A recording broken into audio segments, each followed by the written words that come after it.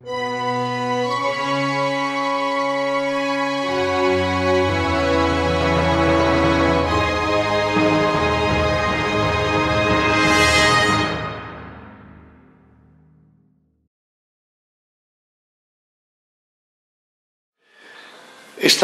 esta mañana con el barítono Alfredo García. Buenos días, Alfredo. Buenos días. Vamos a ver, tú acabas de cantar una ópera contemporánea de Tomás Marco, El caballero de la triste figura.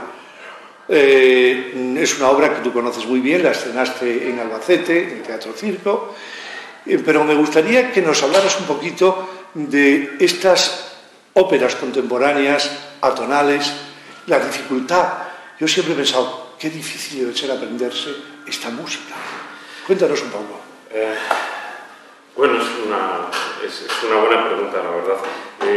A mí en concreto, por alguna razón, aprenderme música atonal no me da demasiado trabajo. Yo creo que me aprendo más o menos al mismo ritmo en cuanto al estudio una ópera clásica al uso que una ópera contemporánea.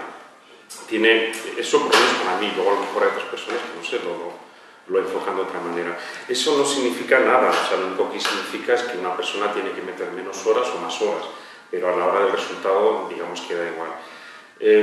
Luego está la escritura vocal, ¿no? La escritura vocal siempre suele ser algo diferente a lo que encuentras en el bel canto, en las óperas italianas, que son las que a mí me gusta mucho cantar, que también me encanta el repertorio alemán.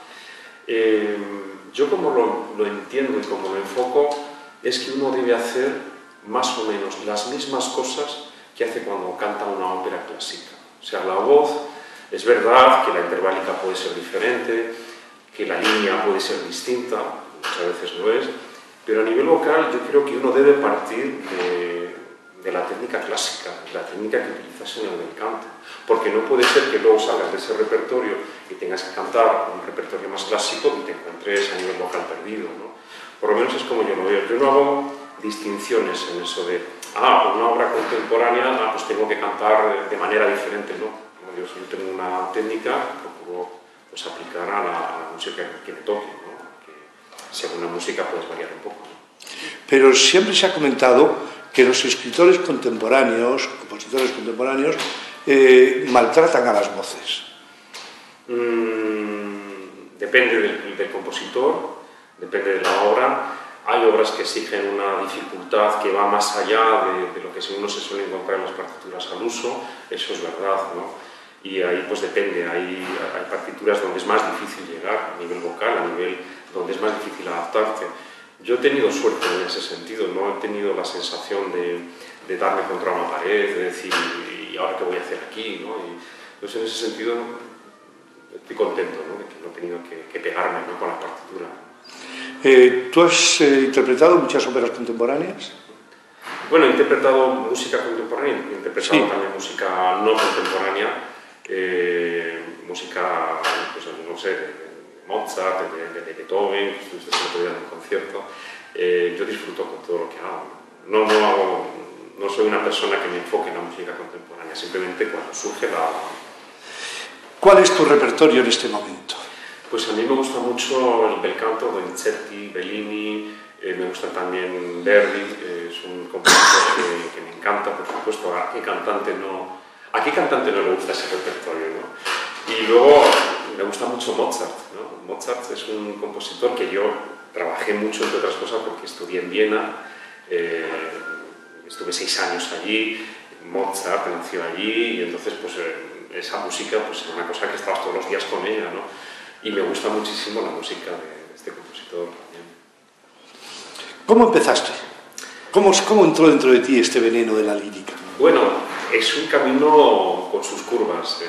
Yo cuando era pequeño mi padre escuchaba mucho la música de Beethoven, llegaba a sus cumpleaños y había que regalarle discos de Beethoven, que yo veía las fotos de Beethoven con esos pelos y dije, este señor... La verdad es que no le hacía mucho caso en esa época. Y luego con 13 años fui de veraneo a Santander, donde se hacían los cursos de piano. Y un amigo de mi padre tenía entrada como oyente a los cursos de la Magdalena. Yo llegué allí y me levantaba además a una hora temprana, porque para mí entonces era temprana. y te sentabas allí y empezaban a aparecer estudiantes de piano, que eran unos máquinas, que eran unos fieras, que... Claro, yo entonces no entendía de música y los tíos tocaban maravillosamente bien y el profesor les corregía. Y yo decía, ¿pero qué les está corrigiendo si son magníficos, no? Fueron muchas mañanas de escuchar música, luego escuché un concierto, mi primer concierto en directo allí, en Santander, que es una ciudad maravillosa además. Y yo cuando me vine a Madrid me vine impactado.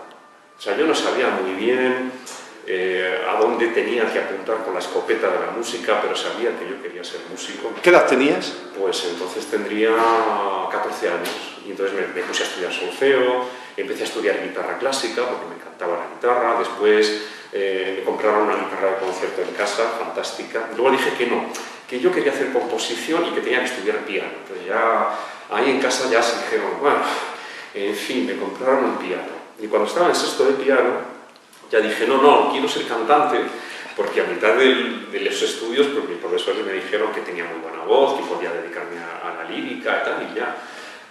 Claro, yo no tenía pensado ser un músico solista, porque había empezado tarde, porque era una edad pues, mala para ser un virtuoso, pero para mí formar parte del mundo de la música me llenaba de felicidad.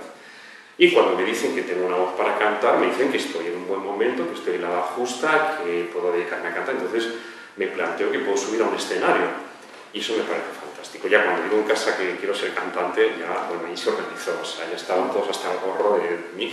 Y he tenido mucho apoyo de mi familia. O sea, que mi familia me ha apoyado en todo esto siempre, ¿no? Siempre. Y ese fue un poco el comienzo. ¿Y cuál fue tu primer gran éxito en ópera en un escenario? Pues curiosamente, es una cosa muy rara, porque esto es un pastiche, fue en Viena y fue con zarzuela. Sí, fue con el Barberillo de Lavapiés, que se hizo en Viena. Hicimos 19 funciones, se hicieron audiciones en España, en Austria, en muchos sitios. Yo fui el último que audicionó, esto lo he contado una vez. Yo había audicionado el día anterior en Budapest para un giorno di Regno de Verdi, me lo dieron. Volví a Viena, estaba hecho polvo cansado, no había dormido bien. Me levanté y dije, tengo que hacer la audición de la Camerópera para el Barberillo. Llegué tarde, estaban ya deliberando aquí en repartidores, yo me metí en el teatro y entre allí dije, ¿puedo hacer la audición? Hice la audición y me dieron el rol de Lamparilla. Y entonces fue la primera obra que se hizo íntegramente en español en la ciudad de Viena, lo cual para mí y creo que para el equipo que estábamos allí pues fue un orgullo, ¿no? Poder llevar eso allí. Y fue un exitazo, o sea, fue un exitazo, tuvo muy buenas críticas para todos, producción, para los cantantes, para la propia música, y se hizo allí en la Camerópera y nada, me queda un recuerdo estupendo todo aquello. ¿Qué proyectos tienes? Pues ahora tengo, vamos a hacer un homenaje el día 17 a Francisco Alonso de la Joya, que es el hijo del maestro Alonso, que falleció hace poco, en las GAE. Después voy a hacer la vida breve en Cincinnati, que es una vida breve que hemos llevado por muchísimos países, primero con Fribre de Burgos, ahora con Juanjo Mena, y que me llena de satisfacción también poder llevar esa música nuestra fuera. Y luego voy a hacer la Carmen de Bizet en el Teatro de Ópera Nacional de Lima con Nancy Fabiola Herrera, que me ilusiona mucho cantar con ella porque es una artistaza, aparte de una persona excelente, es una artista gigante y cuando estás con ella en el escenario, que ya he cantado una vez con ella, pues a mí me encanta, ¿no? Sentir esa energía que tiene ella. ¿Y en España, aparte del concierto este que nos dices de las GAE? En España, bueno, tengo un retablo de Mas y Pedro, ahora en abril, que además va a ser el 23 de abril, que es el día donde se conmemora todo lo de Cervantes, con la orquesta OCAZ Enigma. Después tengo un proyecto con la Orquesta Nacional de España, que no puedo decir de momento cuál es. Y bueno, tengo también eso, pero ya no es en España. Y de momento estoy con eso. Y bueno, posiblemente vamos a repetir el concierto de las Folk Songs de Beethoven, que hago con el trío Medella, que escuchaste el otro día, y que es un concierto con el que yo me lo paso muy bien, que es Beethoven, y que son canciones irlandesas y escocesas, y eso también lo haremos próximamente. Aquí. Es muy interesante este concierto último del que hablas, porque yo creo que el gran público no conoce estas canciones de Beethoven, porque además no parece Beethoven, aunque sí en algún momento sale Beethoven, pero es con unas reminiscencias muy folclóricas, muy interesantes. Es verdad que no es muy conocido, porque yo las escuché, me encantaron, me parecieron fabulosas, y dije, esto me apetece mucho hacerlo. Y vi que no se había hecho mucho, que una música que aquí en España está un poco sin hacer. Dices que no es Beethoven, y en cierto punto es verdad, en el sentido, por lo menos para mí, de que muchas de las canciones están compuestas en la última época de Beethoven, ¿no? Y yo cuando veo esas canciones, es verdad que la melodía es popular, pero yo sí percibo la felicidad de este hombre. Que yo cuando escucho otra música de él, yo no diría que es un hombre feliz, diría que es un hombre con muchas turbulencias internas que dan como resultado una música genial y maravillosa, pero en estas canciones yo le noto como con un amor por la vida, y eso me encanta, me parece como cantante, me atraviesa y me hace disfrutar muchísimo. Muy bien, pues muchísimas gracias. Esperemos tenerte en otra ocasión en que ya tengas tus proyectos y realizaciones más avanzadas y nos puedas contar más cosas. Iré contando. Muchas gracias a vosotros.